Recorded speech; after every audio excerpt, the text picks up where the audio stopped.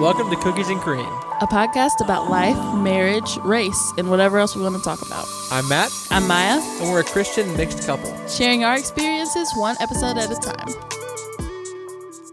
Yo, yo, yo! What it do? It's your girl. Back at it again at the Krispy Kreme. Welcome to Chili's. Hi, welcome to Chili's. Hello. We're recording a podcast. Hi. Hey. How we all doing? How It's we all been a doing while. out there in the audience? It's been a hot second.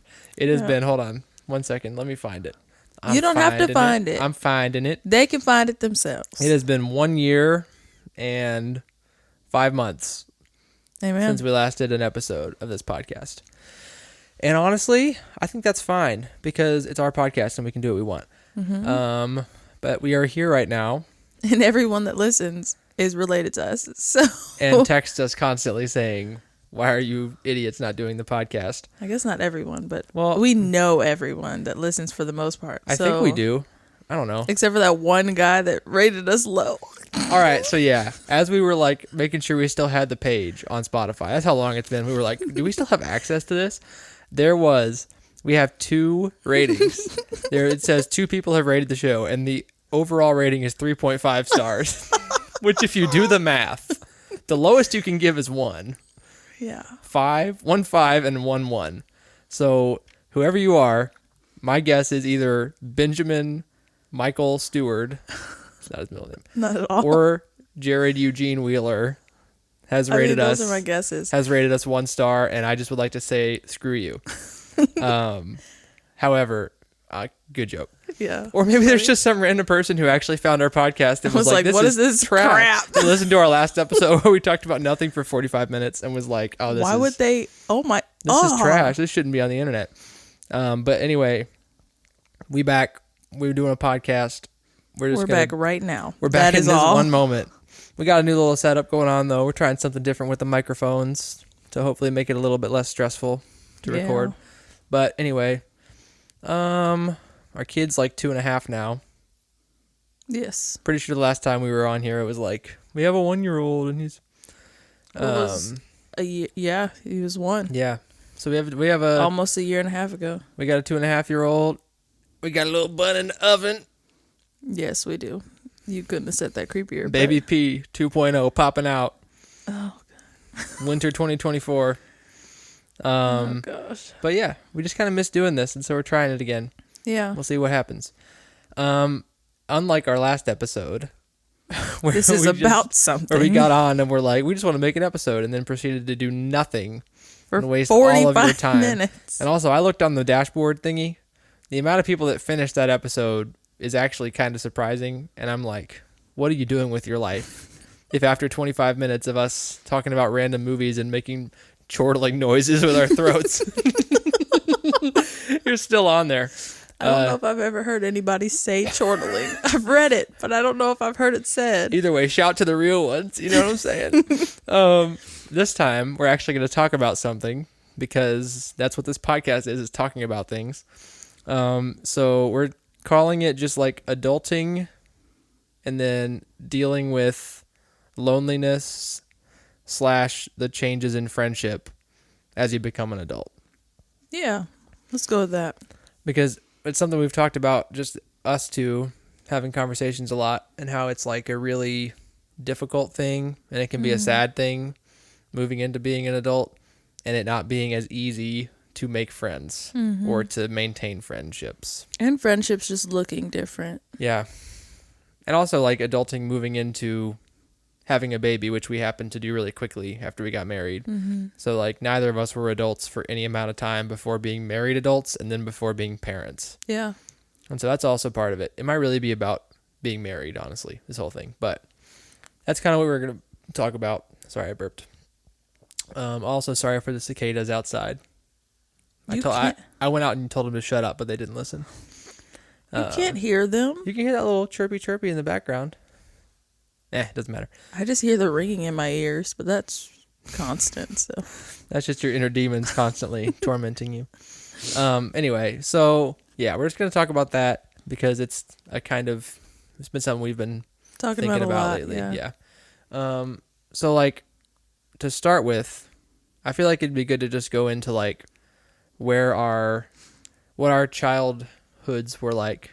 This is a therapy session. Yeah. What our childhoods were like, and with Why can't you say the friendships. word childhood? Childhood. Childhoods were like. When I think it was in VeggieTales, watching it was an episode where We're devolving. Hold on, someone it's said devolving no already. wait oh really quick an aside. They talked about there was something where someone said, "Tell me about your childhood," like as like a therapy joke, and I didn't know what the word childhood meant, and so I always pictured someone who was a kid putting a hood up over their head and like, tell me about the hood that you had as a kid. Okay, this is so weird, but I'm almost positive that I had the exact same experience with the exact same Silly Songs with Larry. I really hope you did. It's the one where he's talking about his lips. Yes. He's laying down on the couch. It's a lip, it's a lip, lip, lip. And then the therapist is trying to figure out why he loves his lips so much or something. Actually, you know what? That's not the song at all, I don't think. No, it's... I think that I've just mixed two things and I sing that all the time in my head. Yeah. But what is it actually? It's just something about I love my lips, isn't it? Yeah. Is there a point in the song where he goes, it's a lip, it's a lip, it's a lip, lip, lip? I don't think so. We're going to have but to now watch it. I can't remember how the song goes.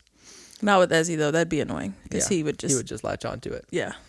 Anywho, we're going to start with our childhoods and talking about what our experiences with friendships were as kids. You want to go first? Sure. Okay, so because I was homeschooled, I did not experience having friends that you saw every day for most of my childhood. Loser.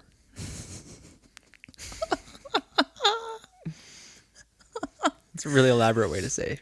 Anyway. Yeah. Besides my siblings, it was just kind of us hanging out. We didn't do the most like socializing outside of like home that we could have. Yeah.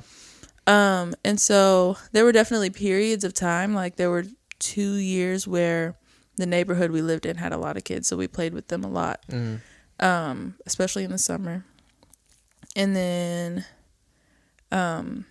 we were in tennis lessons, so we saw them regularly and things like that. But overall, like the experience of every single day you see this person and no matter what, you got to see them. So let's just be friends. Right. And you hang out after school and you do homework together and like are doing the same things together. That wasn't something we experienced. And so friendships are kind of weird. We were in church regularly for the most part. Yeah. And so I knew the people at church, but I wouldn't say I was super close to a lot of people growing up. Once I was a teenager, once I was like 14, 15, 16, that was when I kind of made closer friends. But yeah, I think that it was hard for me to make friends, honestly. You think it was because you were like homeschooled and weren't around people, or just because you were shy naturally? All of the above. I think people thought I was weird. I mean, you are weird. I am. But I like, think it was, I don't know. I didn't know a lot of things, like pop culture references and stuff. I couldn't just like keep up with people on things. I was such a goody-goody. I was the one that wanted to raise my hand and answer every single question. I was very earnest. I was also kind of judgy. So it was just like a bad combo. You were just a Christian kid, basically. Yeah, basically.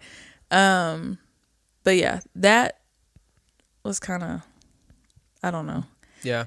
And which is weird because when I met you, you were like so far the opposite that it's crazy. Like extroverted, just like super social and outgoing, trying to find like people and make sure everyone felt included, and like we didn't actually have any parties, but you were the life of the party, you know? Like you were the one who was who brought the energy to the group. And it's so weird to me that like when you talking about your childhood that you weren't that way as a kid. I was really shy, Yeah. honestly. I was like I've told you this before, I was so afraid to dance in public. Yeah. one, I had no rhythm, but two, which is I crazy just was because so typically, now shut. now wait.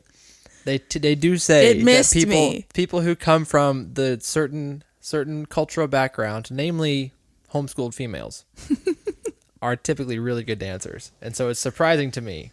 It missed me. I don't know what happened. I had no rhythm. I couldn't even hit the 1 and the 3. I was just The 1 and the 3 on is the umpteenth and the 2.5. I was making up beats and it was bad. But yeah, I was very, very shy.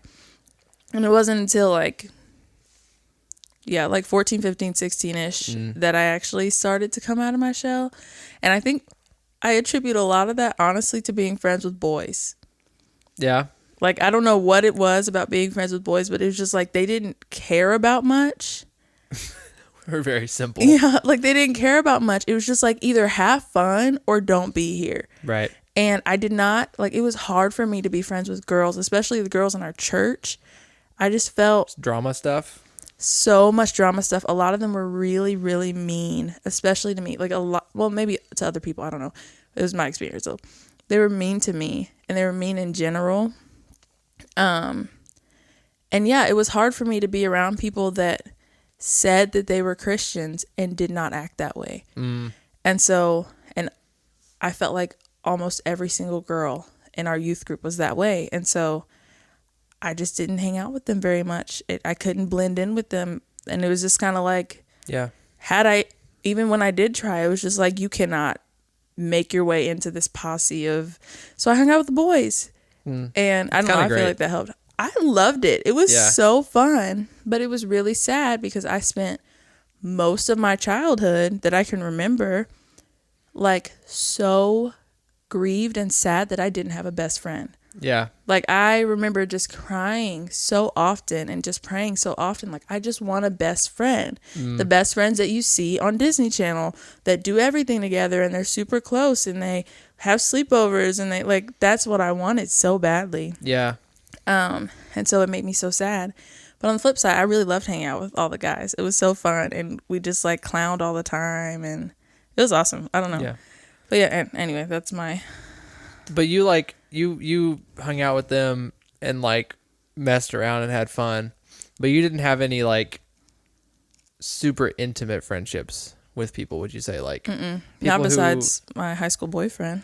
Yeah, people who like are like know what's going on super deeply and are like there for you. Yeah. No. And I didn't have like mentor like relationships or anything like that either. Even though I definitely tried. They just all kind of petered out and I was sad all the time. Yeah, you were sad most of your childhood. Yeah.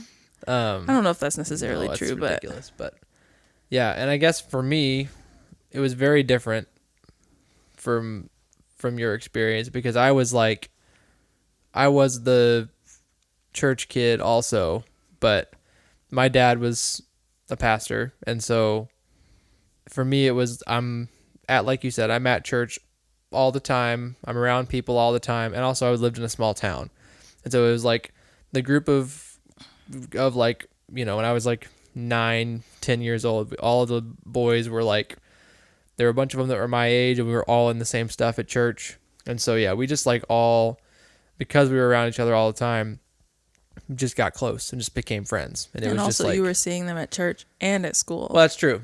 I was most of them because I was before middle school. I was at a private school, but I went to school with some of them there. Anyway, once I was in middle school, though, yeah, it was like they were my friends from church that I would see on Sundays, and then I was in classes with them at school, and so like starting in about 7th grade, I was just like, and before that, but really in 7th grade, there was a group of like 3 dudes who I was just like completely close knit, just like see them every day, go to their house after school every day, all the way through high school. And it was like the 4 of us were just like the posse, and we hung out all the time. We knew everything going on in each other's lives. Now, we didn't have a super like intimate emotional relationship, one, because we were high school boys, but then also we didn't really ever learn how to do that from anybody. It was all like kind of like what you're saying, just like joking and messing around and getting into stuff. But it was like something that it was great, like I loved it. It was like especially my senior year of high school, we had like the absolute best time because it was just like we all had cars. We would just like get off school, go home to go over to one of our houses, do our homework, and then just go like do stupid stuff. Just go drive around and gallivant around and prank people and go to Sonic, whatever. And so I had that with them. And then I also did have older men in my life, pastors, people in the church that I looked up to who were kind of like those mentor figures for me that, again, it wasn't like as intimate and close as looking back I might have liked it to be. But yeah, I did have those. And so, yeah, I don't know. That was kind of my experience. It's very typical, just like boy who grows up in a small town, what your life would be like. And also the church element of it. But so, yeah, we had very different upbringings and like pasts with friendships and connections, I would say. Also, just looking at our parents' relationships with other people. Yeah. Like, for me, the relationships I saw my parents have with other people were either fairly surface level or like really, really close, but not like physical proximity. It would be like, okay, my mom talks to her on the phone all the time and they talk for hours and they catch up on each other's lives, but she doesn't live here. Or maybe she does live here, but they both have their own lives and their own kids, so they don't actually see each other very often. And there was no like, even the things that I see now in adult relationships, which we'll get to, like being physically present in one another's lives consistently, that wasn't something that I saw, that I remember. I'm sure that there's probably like I don't know, probably not. I was going to say there's a small town element to that was like, you're just like kind of forced to be, but that's not true because like we're around tons of people in a city who are like super intentional with each other's lives. But that kind of that starts to like go into the adulting side of it because that's the biggest difference is that when you're a kid, you have friendships by default just because you're around people. Like when you're a kid, you don't have a say in it. You just like go to the things that your parents put you in. And then when you're there are people who are there. And so just because you're around them, you're friends with them. And then transitioning into being an adult, even just college. But college is kind of a similar thing because you're just like shoved into a dorm with people.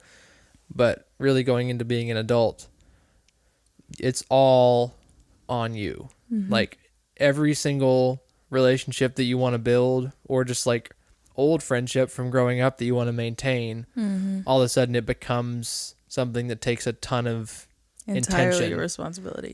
Responsibility and like work because you're busy and we have stuff going on. And so like if you want to maintain a healthy relationship with someone and actually it's just like it's a work. It takes work.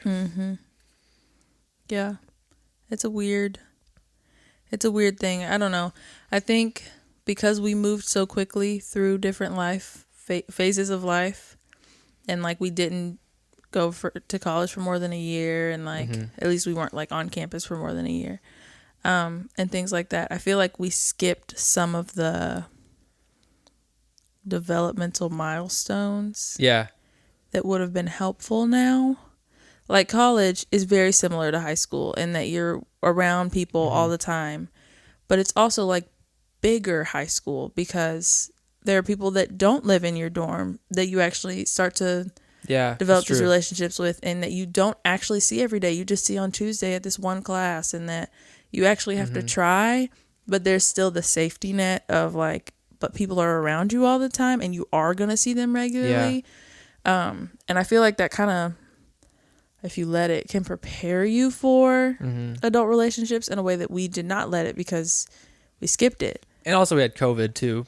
That's true. COVID interrupted our college experience, and it might have looked different if COVID hadn't happened in the middle of college. We might not have left when we did. I don't know. Yeah. But Yeah, that's definitely true, and I always forget that there was it really felt like there was nothing to stay for. No, after it was like, the when first will we even semester- get to go back? Like, why would we? Yeah, like we were both. Well, you had left by the time that COVID started. I was still in You had school. left I on just campus. wasn't. Yeah. But I lived on campus for a semester while COVID was happening, and it was literally like you're in your dorm or apartment wherever you're at, and you might see the two people that you're rooming with, but you're not around anybody else. You don't have any other kind. So that like killed the college thing. And I do agree, because like one thing that we both have kind of grieved about is that people around us, like when people get married, they have their part or wedding party, groomsmen, their bridesmaids are all like their college friends, because they're the like college friends are the people that they made the deepest connection with and are like have a long-term relationship with, because they got like just bonded For years. for years. Yeah. And then that's like just not, We just didn't get that. that's not something that we had. And so it's like, Some of it was self-inflicted, but you're right. A lot of it was COVID. Just like the time that we did have was cut short and interrupted. yeah, And I mean, at the time, everybody remembers this.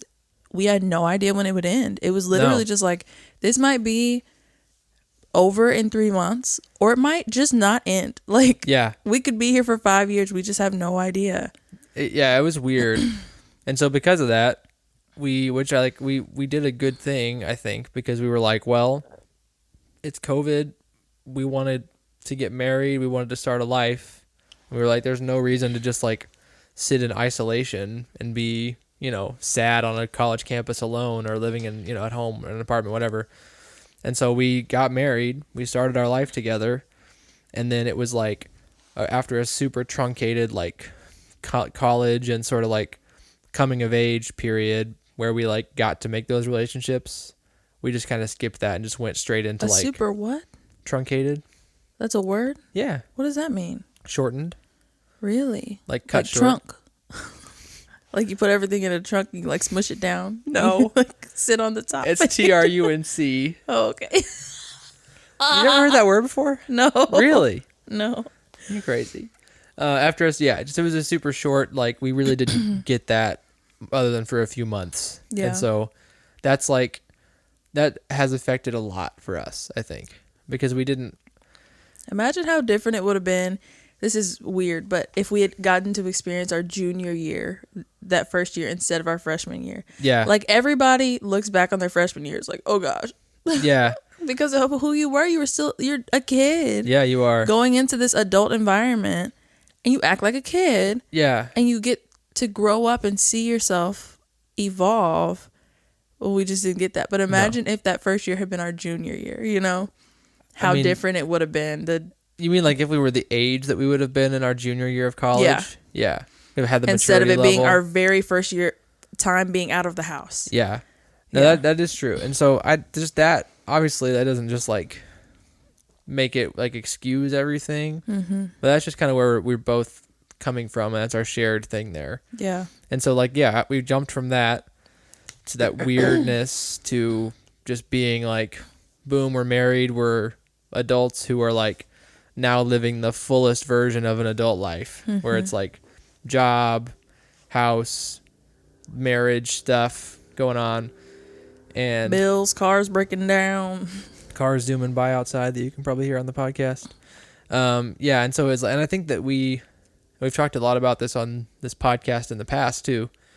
We adapted and evolved into those things, and the Lord has like, given us a lot of growth in those to be able to step into being adults and step into like the roles that we have now. But that's like one area that we both kind of feel like unsure about, or like has not really fully happened, is friendships. Yeah.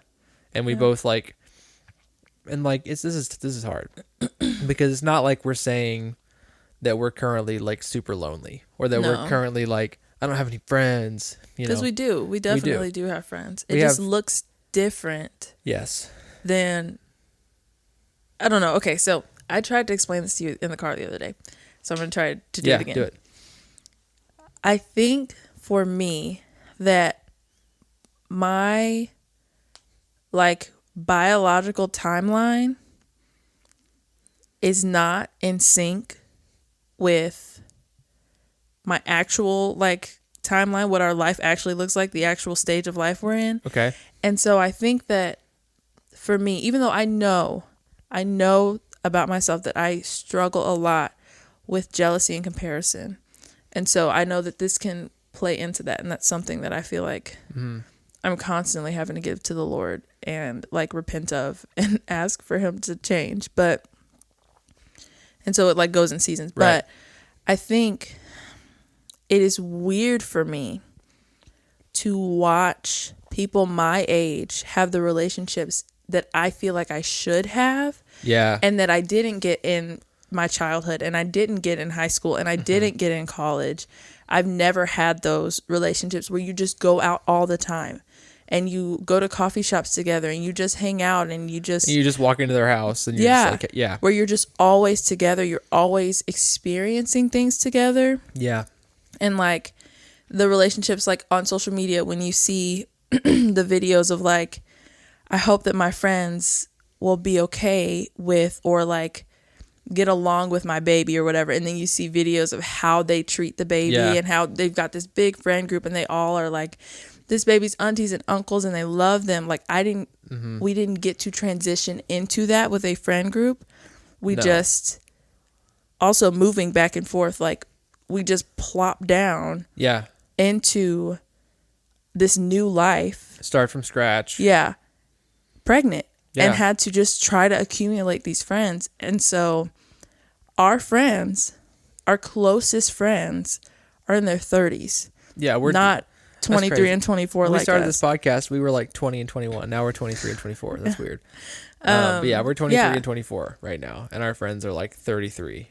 And I think that oftentimes I find myself grieving the loss of that because I just feel like I missed it. Yeah. Like my life is just not conducive for that anymore. I missed out on it. And the grieving of like the fact that you can't just go back at any point, you know? Like now it's like you're always going to be a parent until you're, you know, like till we're empty nesters, and that's just the reality of it. And I think it's also a lack of understanding based on how I grew up. I've never had those relationships, so I don't know. Can you develop those after you have a kid? I don't know.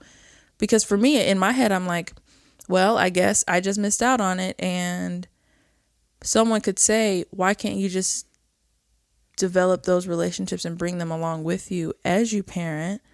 And I'm like, I don't know. I don't know how they work. Yeah. I've never had one. I don't know. Yeah. But I think that I so often find myself in just little moments or seasons of grieving, not ever having had those friendships, and maybe not ever having those friendships. Not having it's not that I needed to have 17 bridesmaids. That sounds like a lot, but like not having those relationships, and not having, like, when I think now and I'm like, who would I have in our wedding? I'm like, if we were to get married right now, I'm like, yeah, I can think of a couple people aside from my sisters, but like, it's just not the same thing. No. It's just not. You don't have like this is a weird term to use because those can be really superficial relationships, but I'll use it. Like the sorority sister type. Right. Where it's just like you are basically siblings and you are tied together for life. Yeah, exactly. Yeah. The ones where you're like, I know that when this kid comes, these are their built-in. I don't have those. Yeah. The people that are not related to us at all and are my kid's aunt, you know? Yeah. And I've similarly had to like grieve that and deal with that. But for me, it's a weird thing because like you'd think that because I've had those friendships in the past that it would make me more sad because I like know what I'm missing out on. But I don't feel like it does, because there's part of me that knows that kind of friendship just wouldn't work now. But then also, I don't know, I can be like, my personality is a little more of a loner thing where I'm not. That's like, true. I'm like the person that just wants to have like 2 or 3 really good friends. And I think that you're a lot more like, if you had it your way, you'd have like 10 great friends that were just like always around. No. Well, No. But anyway. 5 max. But also for me, the thing that's hard is that I did have that. And unlike you, like... Actually, you might be right. I don't know. I don't know. Anyway. I feel for you don't know what it looks like to have those kinds of friendships. Even if you like you said, if you wanted to start cultivating that now, you don't even know how it would work. For me, I've had them, but I've never had the experience of building them or doing anything to like create them because it just happened to me. It was just like, well, I'm just shoved in with these dudes, so now we're friends, and it was all by default, and it was more our parents than us that actually created it. And so that's the thing for me is like, even if I am at the point where I'm like, I want that, I have no experience with actually like doing anything to out of nothing just build a friendship like that. And so yeah, we both have like in different ways struggled with that idea because neither of us have had, and that's what college should have done. That's the difference for people is that, like you said, you do have the built-in people that are around you, but then you have to put in the work to make them your actual friends. You have to put in the work to turn them into friends because there's no one else doing it for you. And so I think that's just like, that's the thing that we missed. And both of us have like, yeah, it's just hard.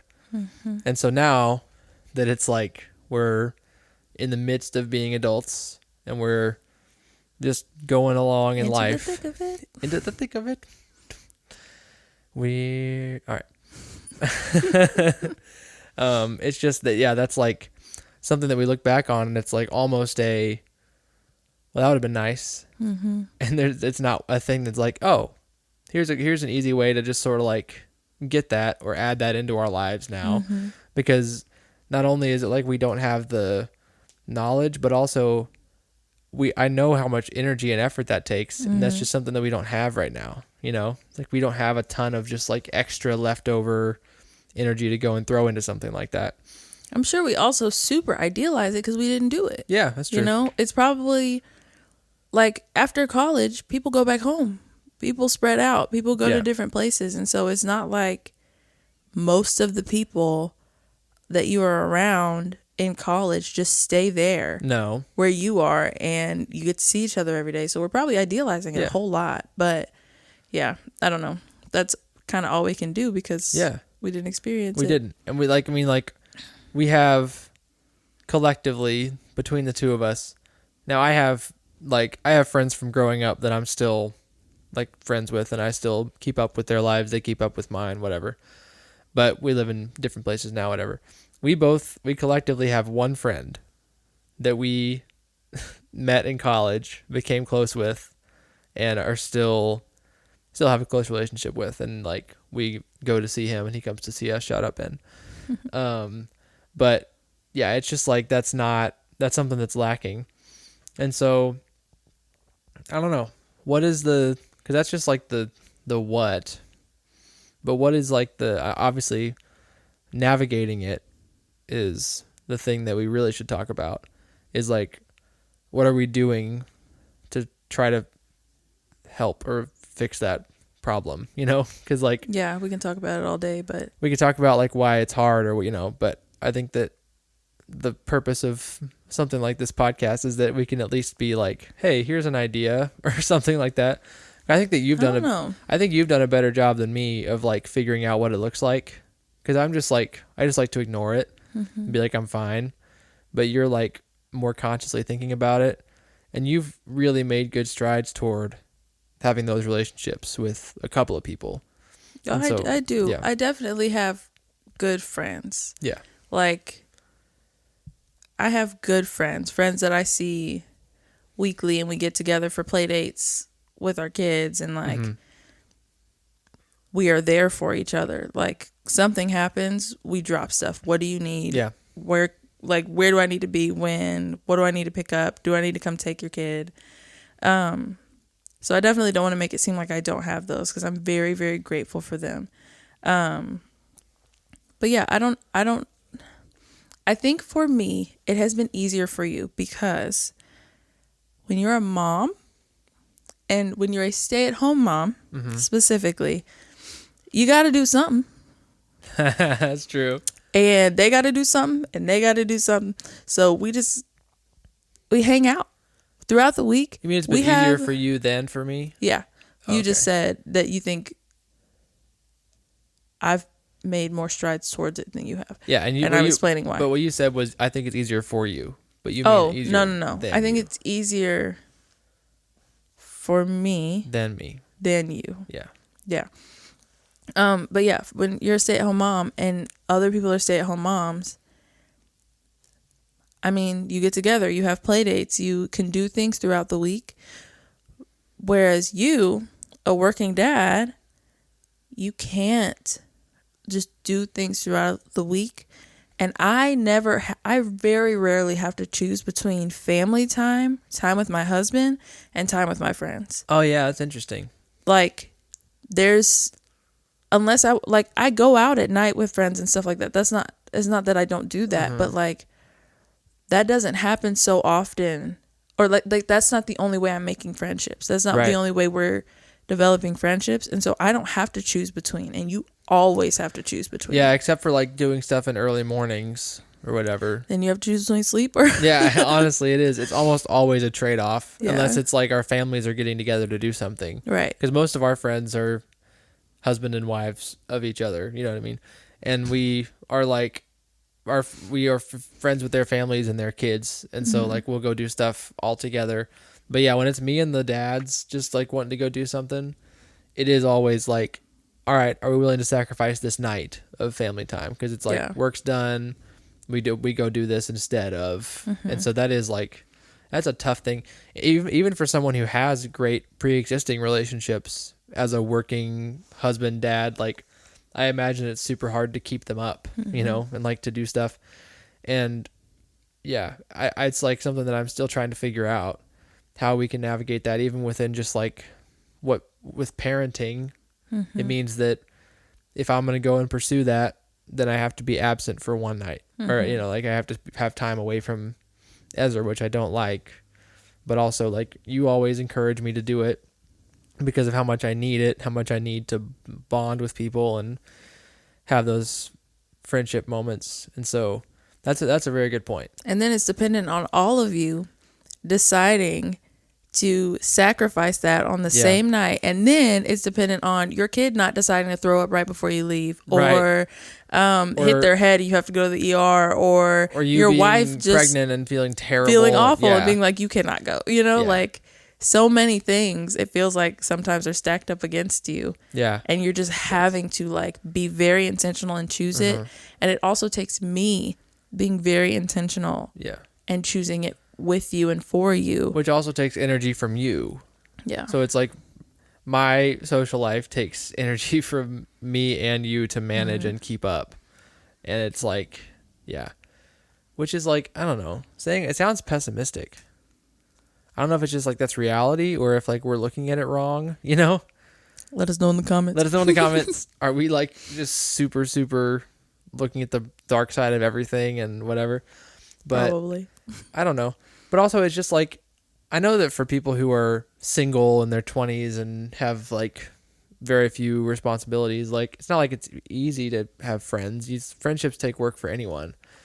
But it just does feel like they're just different obstacles. It's a specific combination of circumstances and things. Yeah, it just feels like there's a lot of obstacles in the way of it. I'm also sure, like, I would be very surprised if every single parent didn't feel this way. Right. At least at some point. And it's just one of those things that like doesn't really get talked about too often. Yeah. Yeah, because it's not something that I've heard a lot of people talk about. I mean, maybe we're just not in the right circles. We might not be. Maybe people are talking about it all the time and we're just not listening. We're on the outside looking in, just like with friendships. No, but yeah, it's just like, it's a hard thing. And I think that the way that, thankfully, I will say this, we have the community that we have at church is very much like we are all there for each other, and just being a part of the church, it feels like that you're like known by people, you know, at least in like our DC's community group thing, that level of closeness with people, like those might not be those like, you know, deep like friends forever friends, but those people are like they are intimately part of what's going on in your life, and they're there for you, praying for you. And so that's a big comfort for me. Like, especially Yeah. I have more of a close relationship with the guys in our group than you do with the girls. But when we have our guy specific time, that's like that's the closest that I get to this a lot of the time, because I'm just like, we're just like all talking about what's going on in our hearts, like what are our struggles, how can we be praying for each other. And that is like a really, really big thing for me, and just like, because I need it spiritually, but then also just navigating this, it just feels really good to be known in that way. And I think that's what adult relationships look like. Yeah. And I think that as time goes on, those relationships are the ones that get closer and deeper. But I think that my problem is longing for something that I'm just not going to get, that has passed. Longing for something in the past. In the rearview mirror that's yeah. like... Longing for these college-like relationships Yeah. that aren't realistic for my life anymore. And for the lives of the people around me. It's just, you know what I mean? Yeah. Like, I think... It's like a kid that wants to go pro in tennis, but they're like, well, if you wanted to go pro, you should have started when you were 4. Yeah. And you're 16 now, and it's too late. Yeah, exactly. It's too late. Yeah. Which is okay. Yeah. And it's not a bad thing. It can be sad. Yeah. But I definitely need to work on discontentment, because I feel like that is like the root of what is in my heart when I think about this thing, is just discontentment and like sorrow when I do have good things, and I like the Lord has given us such great relationships. Yeah. Like relationships that I have prayed for. Yeah. And relationships I didn't even know this was what I was praying for. So like, it's not that we don't have these things. It's just that I've watched too many chick flicks. I will say, I do think that there is an element of that, because you think about this about 85% more than I do. Yeah. Like, I don't struggle with discontentment with this as much. What I struggle with more is like complacency and being totally fine with it. Totally fine with like, it's like the whole, it's literally it's a trope among men, you know, like if your wife never made you go out and meet people and hang out, then you just sit at home all day and watch TV, whatever. But it's like, that's something that I have to like make myself care about, because I know it's not good for me to be isolated from people. And my tendency is to be an introvert. And it also, just as a dude, I'm kind of like, listen, man, I got my wife, I got my kid, got my parents in the same city. So it can just feel like that's enough, when it's like really the other types of friendship relationships are just super valuable. And so I think also, I mean, sometimes when we talk about it, I'm like, man, it'd be a lot easier to want this if I had the kind of relationships that we're talking about not having, you know. And so it's, for me, it can feel like, because I don't have those, then it's like, I'm fine where I'm at then. I don't really need to do any of this. And so you challenge me on that, and you make me think about it, and not just, you don't let me slip into isolation, because without you, I might. Yeah, I feel like oftentimes it's not even about you, honestly. Dang, okay. Like, I feel like a lot of times it's like, okay, but what if he needs to hang out and he hasn't seen anybody either, and he's going through something, and you need to hang out with him, you know? Yeah, that's you being a really good empathetic person who cares about others. You do a good job of that, because you're like, you know, your friend's not doing well, right? And I'm like, I mean, yeah. I'll text him. I'm like, text him. Yeah. And you're like, I'm like, he's probably fine. He just needs some time. Like, do you see him? Go over there. And I'm What's like, wrong no. with I'm you? like, no. What he really needs is space. And you're like, he doesn't need space. And so yeah, you do that for me, which is just one of the best things about being married. Yeah. That we push each other toward things like that. Yeah. But I don't know. It's a tough topic. This is a weird thing to talk about, knowing that people that we know and are talking about, that are friends of ours, are going to listen to it. Yeah. I think that's one of my favorite things about our podcast. Like, it's, I don't know, the vulnerability of it. Yeah. Even though some of the episodes are stupid and we're not talking about anything, but the ones where we really are. Yeah. It's like there's a certain level of having to put yourself out there. Yeah. Like putting your budget out there. Who gave you the authority on budgets? You know, like that's, I don't know, the imposter syndrome that I have is like, who told you could talk about budgets? No one wants to hear you talk about budgets. But I think that's the nice thing, though, is that, like, I mean, literally most of this episode is us just being like, this thing kind of stinks and we don't really know what to do about it. Yeah. And so I don't think that anyone's billing us as the authority on anything. No. We're just like, we're just talking about what we talk about when we're in the car or at 11:30 at night when we should be sleeping, or, you know, you keep me up, man. But no, this is fun. It is. I just like talking to you. Yeah. I like having conversations, and I like hearing our voices in our ears really close because it's cool. It's cool. It's really cool. It's cool. Hi, Mom. But anyways, that's kind of the episode, right? Yeah. I feel like a good wrap up is like, I don't know, even though we talked about all these things and the hard parts of it, I feel like we do have these relationships. Yes. They just don't look. They weren't like built maybe we thought that they would look. Yeah, they weren't built in the way that they typically are. Yeah. They didn't flow into now the way that they might typically do. That was not a sentence. That wasn't a sentence. I don't think so, but keep it pushing. We do have them. It just looks different because the same way that we're lacking in energy, our friends are in the same stage of life and are also lacking energy. Yeah. And so, but we just have gotten to a good point, though, where we just are like, we're tired together. Yeah. We're all just kind of like trying to get through, and we see each other sometimes and we hang out and talk and are part of each other's lives, you know? Yeah. I think our friendships now are a really good example of when the Lord gives you something you didn't know you needed. Yeah. And like all the years I've spent praying for a best friend, I feel like I have those really close, deep relationships that are always, you know, growing and continuing to deepen and all that. But they don't look like I thought they would. They don't look like how I was praying for them. And I think it's just a good example of the Lord being like, but that's not what you need. Yeah, that's is not what I have for you. Of just God being sovereign and being like, no. Because I think that for both of us, in different ways, that those definitely could have been an idol, you know? Mm-hmm. It could have definitely become a thing that was like, look at our friendship when we first met. Yeah, that's true. We both definitely like hardcore idolized each other and we're like, this person's all I need. And I think that, we both just separately and together have personalities that can quickly like take our eyes off the Lord and look at anything else, earthly things, people, stuff, whatever. And so I think that's just everybody. I don't know if that's a personality trait. I don't know. It probably, I mean, everyone's sinful, but I feel like we just have a specific thing. Maybe, I don't know. Whatever. It's just, it's like there are a lot of ways in which, and also it's forced us to get really close and deal with a lot of stuff with each other in our marriage. Mm-hmm. We don't have the like, I got mad, so I'm going to go to the bar with my friends to blow off some steam. You know what I mean?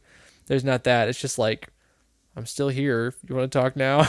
You know? It's like, okay, go to your corner. Yeah, go to your corner. We'll talk in 45 minutes. And so that's has been... That's another good point. Yeah. You're my best friend. Ew. You're my best friend in the whole wide world. What's good, bestie? Okay. Well, how we doing? Best friend core. No, but that's like a really good... Yeah. You know, you need friends outside of marriage, obviously, but like... Yeah, that could get on a slippery slope real quick. Your wife should be your best friend in the world. Your wife should not even close to be your only friend in the world. No, that's not good. But hey, you're my best friend. We like this. For those audio listeners out there, which is everyone, we're crossing our fingers to symbolize closeness and togetherness. Ooh, that can be our thing. That can be our, you listen to the whole episode, so put this in the comments thing. Do the little crossing fingers emoji. Nice. Like the little wish me luck crossing fingers emoji in the comments. Let us know if you made it all the way through. Yeah. That was a podcast episode. It was. What are our things that we say at the end? Is there anything that we say at the end? I wouldn't remember. Make sure to smash that like button into next week. Subscribe on your wherever you listen to your podcast. I call her tennis ball. Cappuccino. Bring out the whole ocean. Gatorade. Another one. I think just like this was a podcast. This is Cookies and Cream. And I'm glad that we're doing this, and I'm glad that whoever's listening to this is listening to this. Yeah. This was fun. Oh, also, peep the rebrand. Oh yeah, we did a little Thanks to update, Maffey. a little update on the logo, on the cover art. Let That us know if was you like iteration 6. I did do a bunch of versions, and most Yeah. of them sucked. But They I didn't just felt, suck. We just had to like dial it in, you know? well, I just felt like after all the time that we've been away, that like we owed the people out there a little something. Is that supposed to be plugged in? Oh shoot, It hasn't been recording. that light's supposed to be blinking, isn't it? I feel like we owed the people a little fresh something, Yeah. a little like nice update that we're still here and alive. Because man, it is surprising to me for a podcast that we have not touched in a year and a half, how many people still talk about it to me and are I like, know. the podcast, what's going on? And so That's so sweet, though, honestly. I know That's just a sweet, nice thing. that is a sweet, nice thing. You're a sweet, nice thing. Yes. Brownie points. Hey, every point that you give me is a brownie point. You know what I mean? No, explain. So, 1865. And with that, we're going to sign off. Yep, that's it. We'll catch you guys in the next one. And Oh, we always say catch you on the flippity flip? catch you on the flippity flip, maybe. Or do I just say that in real life? You just say that constantly in real life. It's so fun. It does not get annoying ever. Ever, never. Ever, never. Well, we'll catch y'all on the flippity flip. And peace. Peace.